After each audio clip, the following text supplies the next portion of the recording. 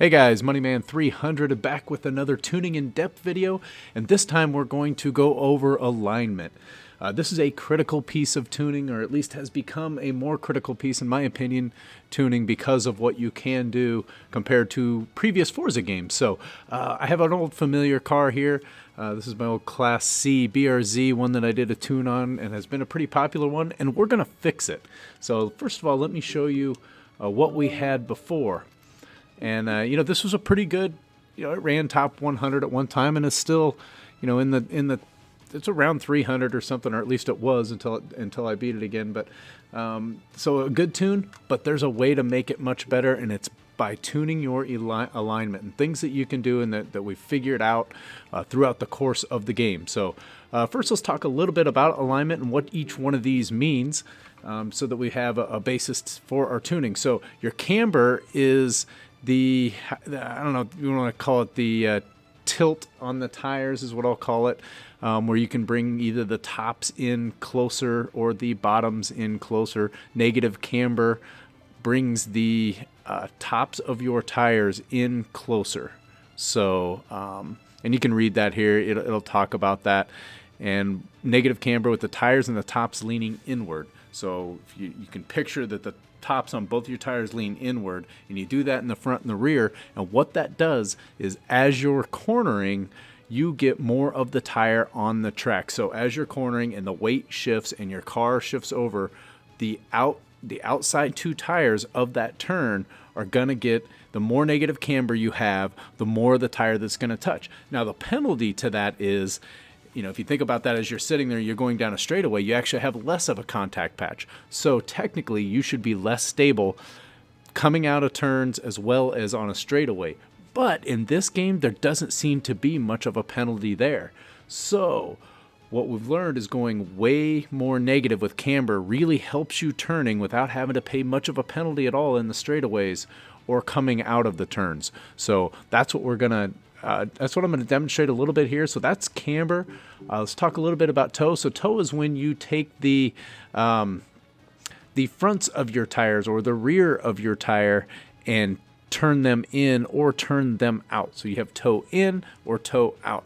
I typically don't do any toe at all and don't really find the need to use it. Now in this one I had negative, or not negative, but a 0.1 in the rear, which if you can, these descriptions are actually pretty good, so you can read what that says. So it talks about toe out, and that's what I have, 1 degree of toe out, which would bring the backs closer, which increases your turn-in response but decreases stability. So that can help you turn in a little bit, and that's probably why I had it on this car. And there was a reason, is because I didn't have much negative camber.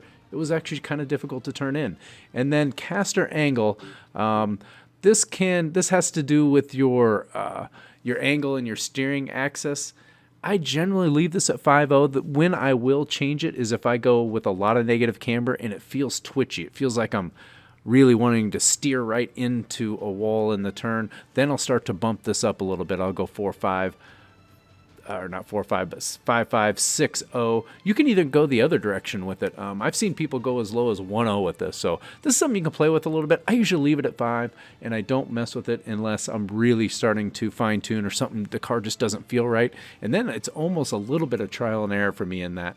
So it's supposed to give you some more stability as you run more negative camber. You should technically need to run higher front caster angle, but you really don't need to. So so what I've got here is I'm out on the track and I'm on Alpstadtplatz, and what I want to show is a quick lap with the way that the car was, and I can talk about the way that the car feels. Then we're going to make adjustments to this and then come back and do one more lap and show you what it feels like there. So I'm going to get it out here on the track. I did run a lap just to get the tires warmed up, so we'll get going out here.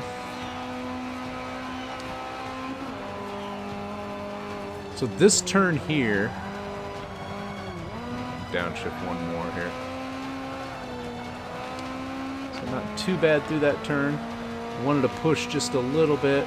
That's one of the areas where negative camber can help you. You can actually take that turn faster.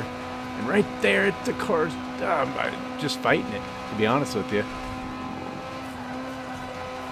Let off the gas just a touch to let that get down into there. not hit the wall. Then now another turn, so that turn back there is going to help you. This is another one that can really help you.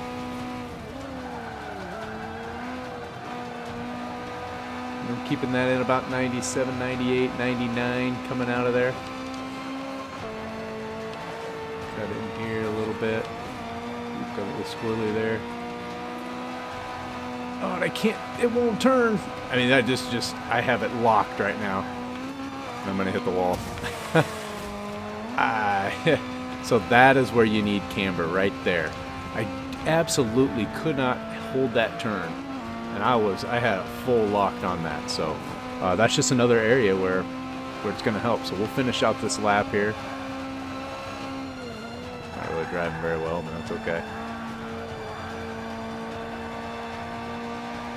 Another one, that one held pretty good there. I was slow enough. So what we'll do is we'll stop it right here. Now I'm going to make a couple adjustments to this. So let's go in here and show you the way that I set them up now. I think you should start at 3 to 3.5, somewhere in there, maybe 2.5 on your front. So I'm going to go all the way to like 3.5 here. And then about a half less here. So if you're maybe 2.5 and 2, 3, 2.5, 3.5, 3, which is what I'm going to do. And then I'm going to take the toe out of this because I really don't want it. So we're just going to make those changes right there. I'm going to apply that. And we're going to finish out this lap and run one more. We'll see. Time probably isn't going to matter that much because I did kind of put it in the wall once. But we'll take a look at that. So we'll hit this. And we'll see what this does here. Yeah, it was like 138, which is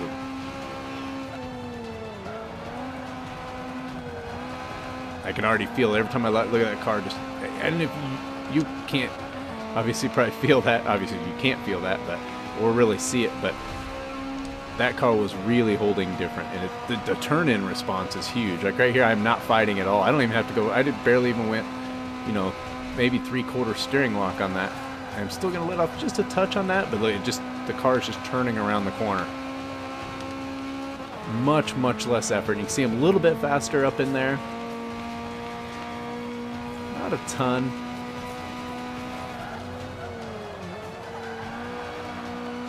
Now this one is really coming around that corner. I'm coming out about the same speed, but I did it with a line that was way tighter. I was able to hold a completely different line coming in there just because of that. And this is another area where I was fighting that one. I'm still fighting it a little bit, but there it goes. See, it kicked in, it turned, and I still hit the wall. I still hit the wall, but it felt completely different. I missed my turn-in point just by a little bit, but for demonstration, it works. So we'll finish this lap out. And another area that this is going to help, I'm gonna get up here, is this turn here. You'll be able to hold a higher speed all the way through this turn. Start coming down through here. So I crashed technically crashed in the same spot on both laps. So should give me pretty similar lap times. But I think this is still going to be a good second faster. And you can see that it was there. So yeah, even with pretty much crashing in the same spot on both of those, I was still a full second faster on that second one. If I get my turn-in point on the other one, and just to see what that would have done, I went out and I ran in Rivals. I picked my old Subaru time from my tuning video, and I ran up against it. I ran 6 laps. I beat it 5 out of the 6 laps, and then bettered it, put it back in the top 200, and bettered it by almost a second. So just by making that tune. So that's the importance of alignment there, and what you can do with this. I would recommend starting with a lot of negative camber on every car that you tune, and then if you need to, if it's just too twitchy, if you just can't steer it, but you should be able to, because you can go in and make other adjustments. Like you could go softer in your springs, or you can do some other things to make up for that twitchiness, but it allows you to take turns at faster speeds. That is going to drive down your lap times. It's going to make it easier to pass people in multiplayer races. So all around, the takeaway from this one is the toe not so important, or the caster angle, although use the caster angle kind of smooth things out a little bit if it is twitchy. but the camber. You want to go with a lot of negative camber. That's the biggest tip that I can give out of this video. And the demonstration wasn't great, but I could at least talk through it, and it felt, that second lap felt a lot easier to drive. I was not fighting the car so much, and it felt like I was fighting it on the first lap. So anyway, we're going to wrap it up with that. I hope this helps you guys out, and we'll catch you in the next one. Later.